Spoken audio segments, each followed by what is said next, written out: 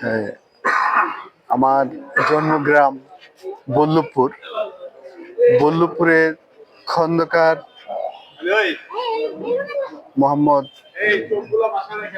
জাকির আমার মামাতো ভাই।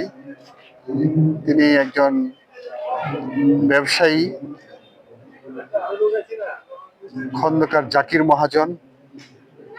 আপনারা ফেসবুকে ওনাকে প্রায় দেখে থাকবেন, হারমোনিয়াম নিয়ে সারেগামা পাদা নিসা করতে থাকে। আসলে সঙ্গীত যারা ভালোবাসে তার কাছে সবকিছুই ভালো লাগে।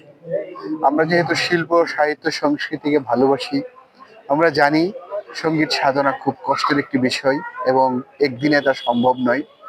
আস্তে আস্তে একদিন শিল্পী তার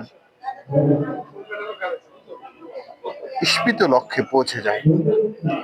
আজকে ঢাকাস্থ সেগুনবাগিচায় জাতীয় কচিকাঁচা মিলনায়তনে মাটির সুর সাহিত্য ও সংস্কৃতি পরিষদের তৃতীয় প্রতিষ্ঠাবার্ষিকীতে গুণীজন সংবর্ধনা এবং সঙ্গীত সন্ধ্যায় আমার ভাই একদিন বলল, ভাই আপনি তো অনুষ্ঠান করেন, টেলিভিশনে দেখি, বিভিন্ন জায়গায় যান, অনুষ্ঠানে দেখি, আপনার একটি অনুষ্ঠানে আমি যে যাব, দেখব।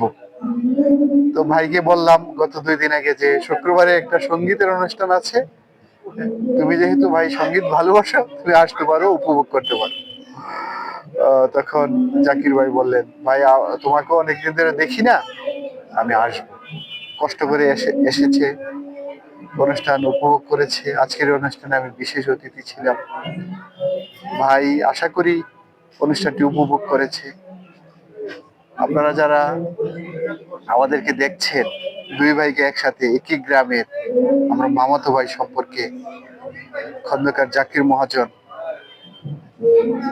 আমাদের জন্য দোয়া করবেন।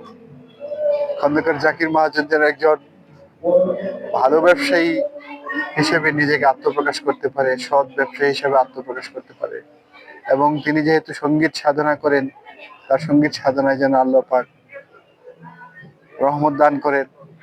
তিনি যা চান, আল্লাহ ইচ্ছা করলে তার গলাকে সুরেরা সুমিষ্ট করে দিতে পারেন। আমি মন থেকে দোয়া করি, ভাই যে ভাইয়ের কথা মতে ছুটে এসেছে, যে ভাই প্রতিদিন প্রতি সপ্তাহে অনুষ্ঠান করি, কোথায় অনুষ্ঠান করি, কি করি দেখার জন্য আজকে এসে দেখে গেল। তো এখন ভাইয়ের কাছ থেকেই শুনতে চাই যে ভাই, তোমার কাছে এই যে আসলা, দেখলা, তোমার কাছে কেমন লাগে? ভাই আমি বাসায় বলতে পারবো না। আল্লাহ যদি তোমার বাসায় নিছে ভাই, বুঝতে তুমি ফাঁসাইছে ভাই। আসলে আমাদের গ্রামের মধ্যে বহুত মানুষ আছে, কিন্তু এত কবির সাথে কারোর সাথে কোনো দেয়া হয়নি ভাই। তোমার সাথে কতগুলা কবির আজকে হাত মিলে গেল, আমি ভাই দেখা আমার মনটা ভাই বইরা গেছে ভাই। আল্লাহ তোমারে বাঁচাইল, আমরা দোয়া করি, আল্লাহ তোমার লাগে দোয়া করো। সকলে বলি আসসালামু আলাইকুম ওয়া রাহমাতুল্লাহি ওয়া বারাকাতুহু।